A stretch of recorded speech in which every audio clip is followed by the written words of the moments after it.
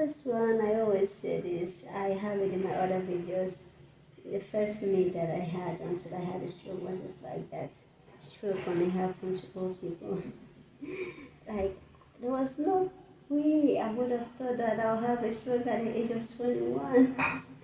I did believe that stroke is an old people's stuff, like it would not happen to anyone under 30. I mean, 30 is still young, but even under 50, I could not believe that someone would have a stroke under 50. I know stroke was for like, the grandmas, the grandpas. Exactly. I did not think someone could have a stroke as a young person. I knew stroke was meant for the poor, like it was an old people illness. Well, here we are today. I had a stroke at 21 and God be the glory again. The second myth I had about stroke until I had a stroke is the fact that all stroke causes paralysis. So remember the video I made about the types of strokes, right? We have TIA, we have TIA, which is a transient ischemic attack. We have the hemorrhagic stroke, which is the blood bleeding kind of stroke. We have brain aneurysm, which is the busting out of organs, which is still a stroke because it leads to paralysis in most cases. And we have the ischemic stroke, which is the blood clotted type of stroke, the same type I had.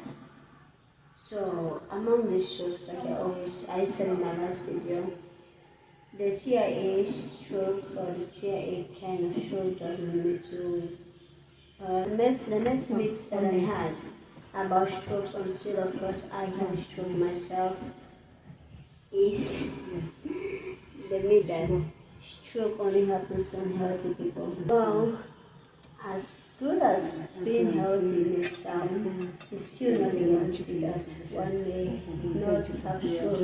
A stroke happens to anyone, whether you're healthy, unhealthy, is not a requirement or a formula to know if you have stroke or not have stroke. Like you can't predict if you have stroke by being healthy or unhealthy.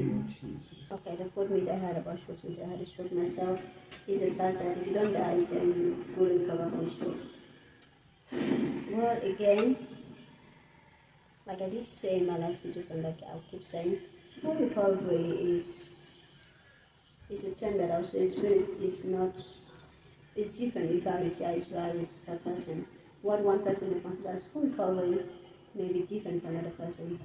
And the fact that if you don't die, you must recover fully is a myth, or I realize it's a myth because here I am, 5 years after and I'm still recovering. Well, at least I'm still recovering because the story has a progress right there, but so not dying doesn't guarantee full recovery. And again, full recovery doesn't just come from the fact that you did not die during the stroke, but full recovery is hard work, I would say. Like you need to work hard for it. The fifth myth I had about strokes until I had a stroke myself is stroke always have obvious symptoms. Guys, remember I did tell you guys that I had my stroke symptoms for 3 whole years, right? Like if I knew, if it were to be that obvious, I would have prevented it. Gosh, 3 whole years I had my symptoms, 3 whole years. So it's not as obvious as it seems. Even when I had a crazy migraine towards the end, I still did not think it was a stroke. I still did not even imagine that it was a stroke. So yeah, the symptoms are not always obvious. Again, symptoms vary per person. I mean, in the movies, we see people who just scratch on their chest or who just fall flat and that's a stroke. But I believe before that eventual stroke happens, there are always symptoms, and symptoms are not as always obvious as it is supposed to be or as suspected. So then the 6th myth I had about strokes, until I myself had a stroke, is the fact that you can delay medical help if symptoms fade. Yeah, I can delay medical help if symptoms fade. So as a stroke survivor, I still get TIAs sometimes. Yeah, I still get TIAs. As a transient ischemic attack. I still get TIAs sometimes. So as my healthcare team would advise me, every time I get a TIA, immediately I notice it, I start counting. Once it exceeds 5 minutes, call 911. But if at all to say face before 5 minutes, fine, that's okay. I don't get to call 911, but I get to tell my healthcare team during my next appointment visit I let them know, oh, this week I had this number and that number of CIA stuff. Never can tell again. Remember, CIA is transient ischemic attack, which means that what? So TIAs are like symptoms of strokes. I call them baby strokes because they are like symptoms of strokes, which if you avoid it or you ignore them, they could lead to full-blown strokes. So I may need help for a while, but I'll always make sure to update my healthcare thing that, oh, I had TIAs, I had series of TIAs this week, or I had few TIAs this week, or I have this and this number of TIAs this week. And usually they'll ask me, oh, do you know how long it lasted? And then because I did start counting immediately, started up like, oh, this one lasted for like 2 minutes, this one lasted for 2 minutes, this one lasted for 4 minutes, almost 5 but it stopped. And then they'll make sure that they do more blood testing and do some work. And if it persists, they'll send me for an MRI to check and make sure everything's going okay upstairs. Okay, guys, then the 7th myth I heard about strokes, until I myself eventually had a stroke, is strokes are only caused by high blood pressure. So remember we're talking about things that could lead to strokes last time, right? In as much as high blood pressure may or may not be a leading or contributing factor to stroke, remember we have multiple other things that can lead to stroke. We have genetics, we have family history, which is genetic of course, we have diabetes, we have lifestyle, we have sedentary lifestyle when you're always sitting, we have alcoholism, we have smoking, we have other reasons. So high blood pressure is not more like the only reason why someone can have a stroke. So I learned.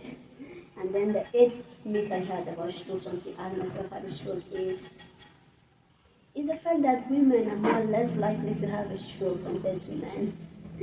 Guys, instead, I think women instead stand a higher risk or higher chance to have a stroke compared to men because as women we have pregnancy, we have hormones. And remember guys, in one of my last videos I did mention that some family planning methods can cause strokes. Yes, some family planning methods can cause strokes. So instead, women stand higher risk.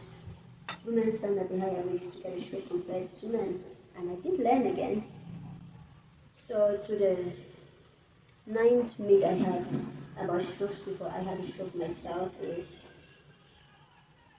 if you exercise regularly, you won't have a stroke. I used to think that exercising would prevent you from having a stroke, but I mean, life is funny. We all can attest to that. I mean, life is fun for sure. So people believe that once you exercise, you will get your blood flowing. True, that may help prevent ischemic stroke, which is a blood clotted type of stroke.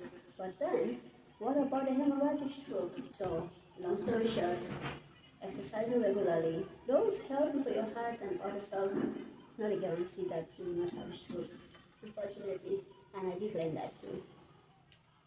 And then to the 10th and last but not the least myth that I had about strokes until I had a stroke myself is the fact that I believe once you have a stroke, it should take 3 to 6 months and you'll be fine, like recovery will happen within 3 to 6 months. Well, guys, research has shown that the fastest of recovery is usually highest during 3 to 6 months after a stroke, but it doesn't end after that period. Stroke recovery can always be continuous and can go as far as you let it happen, but it doesn't mean that after 3 to 6 months you stop recovering. No, that was a myth. That is a myth, and I did learn after I had a stroke.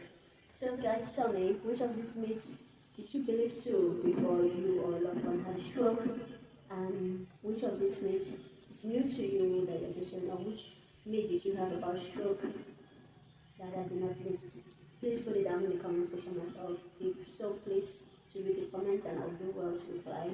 Again, please like, subscribe to the YouTube channel, click on the notification bell, and please share this video to someone you know would help benefit from this video. Again, this is Health Fastness, a YouTube channel where we encourage people going through chronic health illnesses to be relentless with their health recovery journey. Please, if you like what we do here, please subscribe and join the family as we make changes in encouraging people to keep up with their health recovery journeys. Thank you.